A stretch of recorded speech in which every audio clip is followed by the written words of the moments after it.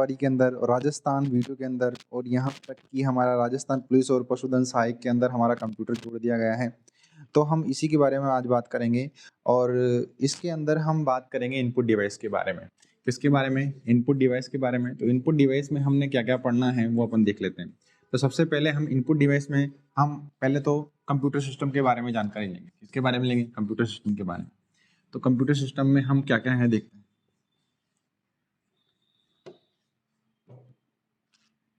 देखो computer system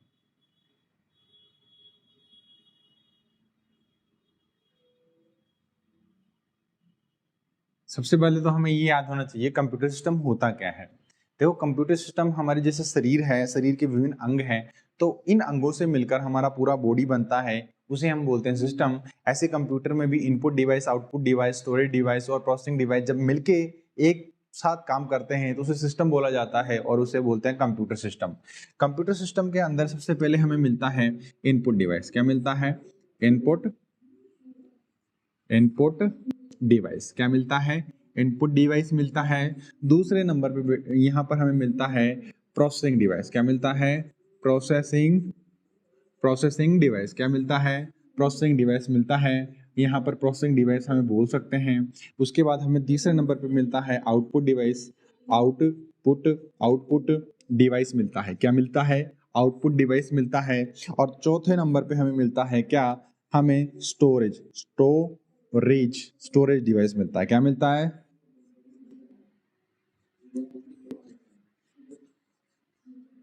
storage device हमें मिलता है। अब हमें ये याद होना चाहिए इनपुट डिवाइस, प्रोसेसिंग डिवाइस और आउटपुट डिवाइस, और फिर हमें ये ध्यान रखना है। देखो इनपुट डिवाइस में आपको ये बात ध्यान रखनी है कि इनपुट डिवाइस में कौन कौन से डिवाइस आते हैं। तो आपको ध्यान रखना है आपका जो माउस है, क्या है? आपका जो माउस है, माउस आपका इनपुट डिवाइस है। कीबोर्ड,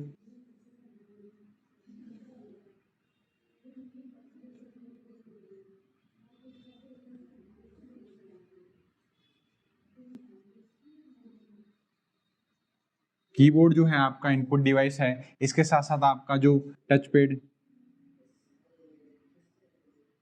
पैड के अलावा आपको ये याद होना चाहिए, टच पैड के अलावा और कौन सा डिवाइस होता है? टच पैड के अलावा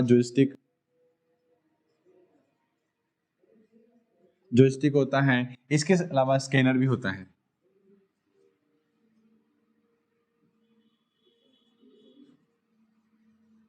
स्कैनर, ठीक है ना। अब अपन बात करें प्रोसेसिंग डिवाइस की, तो प्रोसेसिंग डिवाइस वो डिवाइस होते हैं जिनके अंदर प्रोसेसिंग होती है, जैसे कि सीपीयू है, सीपीयू है ना, सीपीयू का भैया दूसरा नाम क्या है? प्रोसेसर। और यहाँ पर आपको ध्यान रखना है मेमोरी जो होता है ये भी हमारा क्या है? प्रोसेसिंग डिवाइस है। अच्छा, आउटपुट डिवाइस में आपको याद होना चाहिए एक तो होता है हमारा प्रिंटर, एक होता है हमारा प्रोजेक्टर और एक होता है हमारा मॉनिटर और एक होता है हमारा क्या? यहाँ पर हमने मॉनिटर, प्रिंटर, स्पीकर, अब मॉनिटर, प्रोजेक्टर, मॉनिटर कर लिया, प्रिंटर, प्रोजेक्टर, मॉनिटर और स्पीकर। ये बात आपको ध्यान में रखनी है। ये हमारे क्या है? ये हमारे आउटपुट डिवाइस हैं जो मेजर ज्यादातर यहाँ से क्वेश्चन आया जाता है। यहाँ स्टोरेज डिवाइस में आपको मिलता है हाँ HDD में आपको ये याद होना चाहिए, इसको बोलते हैं हार्ड डिस्क ड्राइव, ठीक है। उसके बाद यहाँ पर आता है CD का जो फुल फॉर्म होता है कॉम्पैक्ट डिस्क होता है।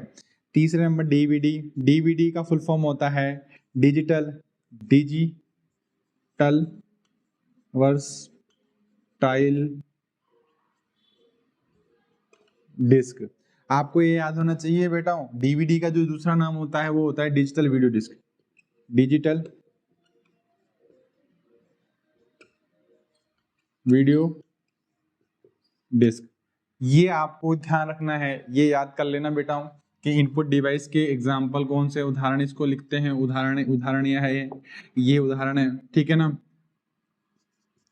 तो आपको बेटा ये याद करना है, इनपुट डिवाइस में माउस आता है, कीबोर्ड आता है, टच पैड आता है, जॉयस्टिक आता है, यहाँ तक स्कैनर आता है। प्रोसेसिंग डिवाइस के अंदर आपको सीपीयू मिलता है, सीपीयू का फुल फॉर्म आपको याद होना चाहिए सेंट्रल प्रोसेसिंग यूनिट। ठीक है, आपको ये याद होना चाहिए, सेंट्रल प्रोसेसिंग यूनिट। ठीक है, अब यहाँ पर इससे अलावा सीपीयू का फुल फॉर्म पूछ सकता है, मेमोरी का दूसरा नाम आपको ध्यान रखना है, स्टोरेज डिवाइस बोलते हैं, और सीपीयू जो है इसी का दूसरा नाम प्रोसेसर होता है। आउटपुट डिवाइस में हमें प्रिंटर, प्रोजेक्टर, मॉनिटर, स्पीकर, इसके साथ साथ हम बात करते हैं स्टोरेज डिवाइस में हार्ड डिस्क। हार्ड डिस्क का फुल फॉर्म होता है HDD का फुल फॉर्म होता है हार्ड डिस्क, और CD का फुल फॉर्म कॉम्पैक्ट डिस्क, और DVD का फुल फॉर्म दो होते हैं, डिजिटल वर्सटाइल डिस्क और डिजिटल वीडियो डिस्क। यहाँ पर आपको इसका स्क्रीनशॉट ले लेना है। स्क्रीनशॉट इसलिए ले लेना है क्योंकि ये बहुत काम की चीजें हैं। अब हम इसको डिटेल से पढ़ेंगे। क्या पढ़ेंगे? डिटेल से पढ़ेंगे। ठीक है, इसको आप उतार लें।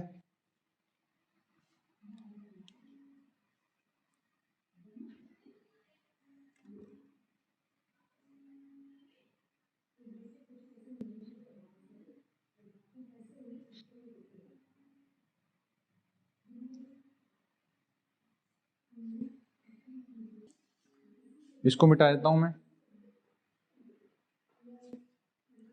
अब देखो, हम इनपुट डिवाइस के बारे में बात करेंगे। ठीक है, इनपुट डिवाइस में हम बात करें कंप्यूटर के इनपुट डिवाइस। तो कंप्यूटर के इनपुट डिवाइस के अंदर हम बात करते हैं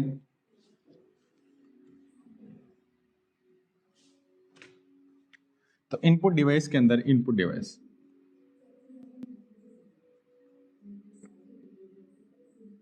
इनपुट डिवाइस के अंदर हमें मिलता है कीबोर्ड। क्या मिलता है? कीबोर्ड।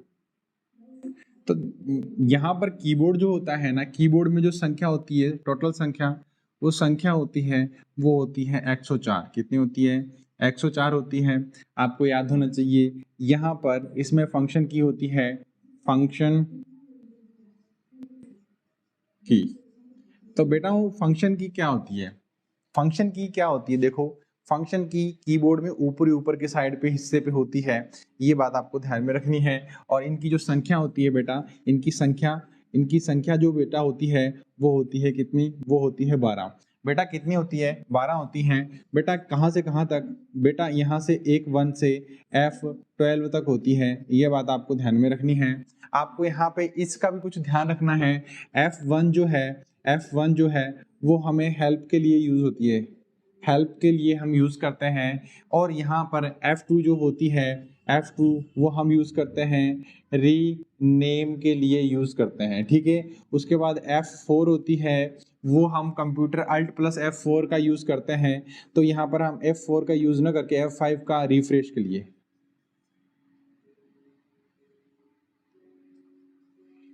रिफ्रेश का यूज करते हैं हम F5 का। ठीक है, अच्छा, इसके साथ साथ F7 जो होती है, F7, तो F7 का स्पेलिंग चेक MS वर्ड में स्पेलिंग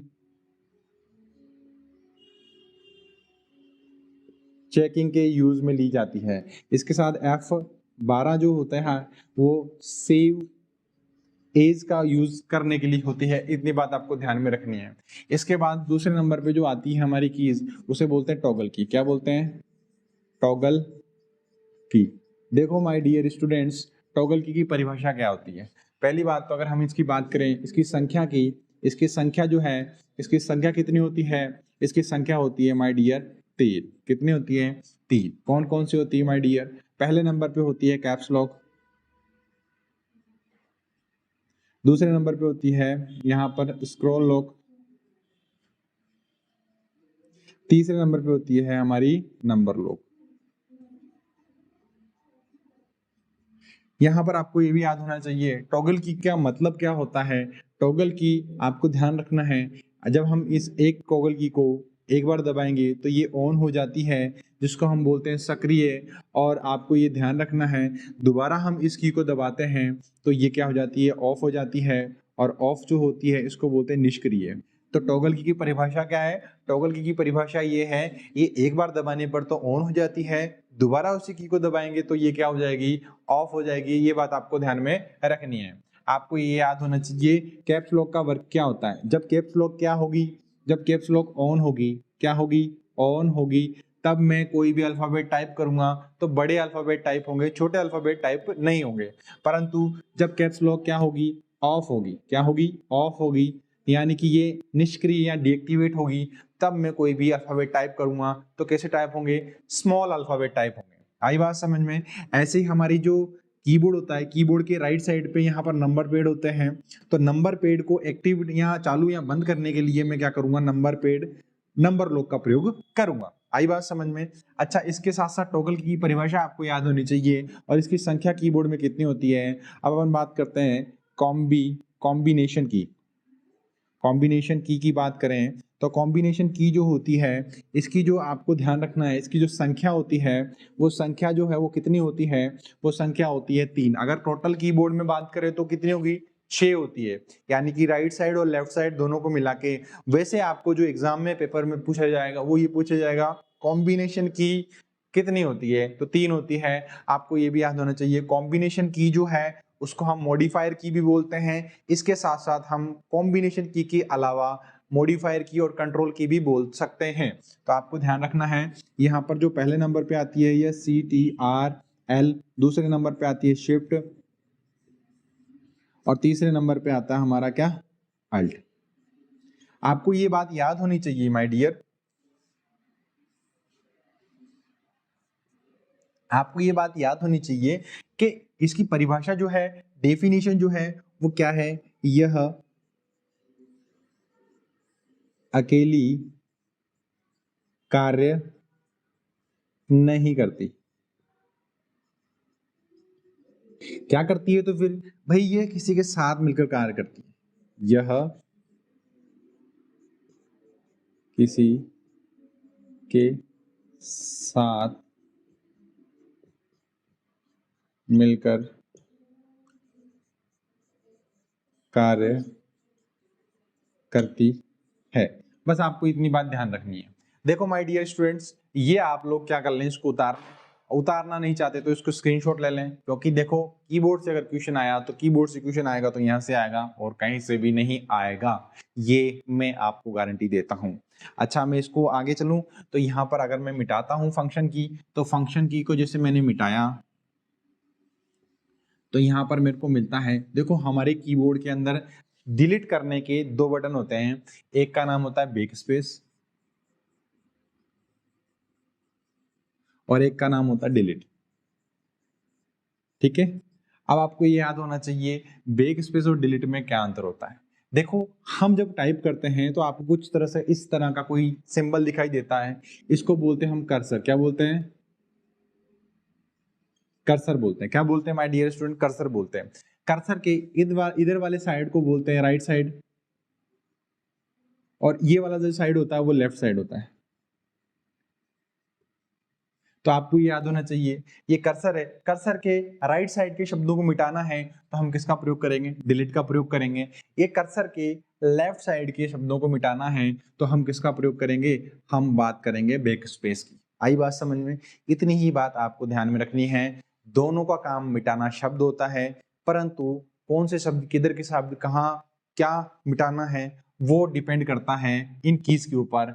बैक स्पेस की बाईं ओर के शब्दों को मिटाती है किसके, कर्सर के, और डिलीट जो होती है वो राइट ओर के शब्दों को मिटाती है कर्सर के। ठीक है, इसके बाद आपको ध्यान रखना है नेविगेशन की भी होती है। नेविगेशन की कौन कौन सी होती है, नेविगेशन की क्या बोलते हैं, नेविगेशन की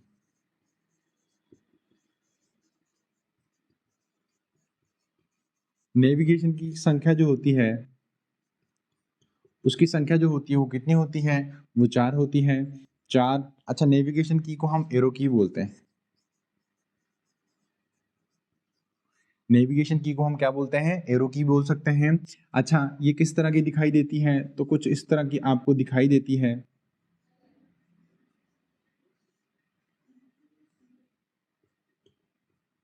ये कुछ इस तरह की आपको अपने कीबोर्ड में दिखाई देगी, ये बात आपको ध्यान में रखनी है। अच्छा, हमारे कीबोर्ड में सबसे जो बड़ा बटन होता है वो कौन सा होता है, वो भी आपको ध्यान में रखना है। वो कौन सा होगा, वो होगा स्पेस बार। क्या होगा, स्पेस बार। ठीक है, आपको ध्यान रखना है स्पेस बार क्या काम करता है, ओनली ये है स्पेस क्रिएट करने का, स्पेस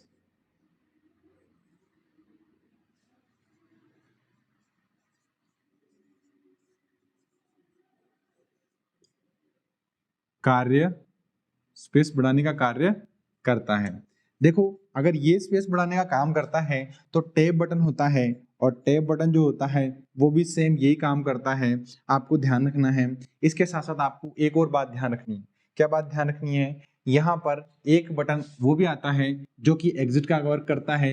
एग्जिट का वर्क जो करता है उसे बोलते हैं एस्केप, ESC। ESC जो होता है, जब हम किसी भी फुल साइज स्क्रीन पे होते हैं, जब हम किसी फुल साइज स्क्रीन पे होते हैं और हमें स्क्रीन से बाहर आना होता है तो हम एस्केप बटन का उपयोग करते हैं। हाँ, यहाँ पर एस्केप बटन जो है, ये बात आपको ध्यान रखनी है, एस्केप बटन जो है इसका ये कहाँ होता है कीबोर्ड के अंदर, तो ये एस्केप बटन जो है लेफ्ट साइड पे ऊपर साइड पे होता है। आपको एक क्वेश्चन ध्यान में रखना है, निम्न में से QWERTY किससे संबंधित है? किस से संबंधित है? ठीक है, नहीं गलत है।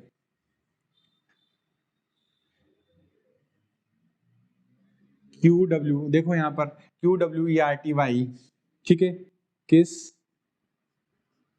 से संबंधित है? ठीक है, तो यहाँ पर एक ऑप्शन है कीबोर्ड, दूसरा ऑप्शन है माउस, तीसरा ऑप्शन है प्रिंटर,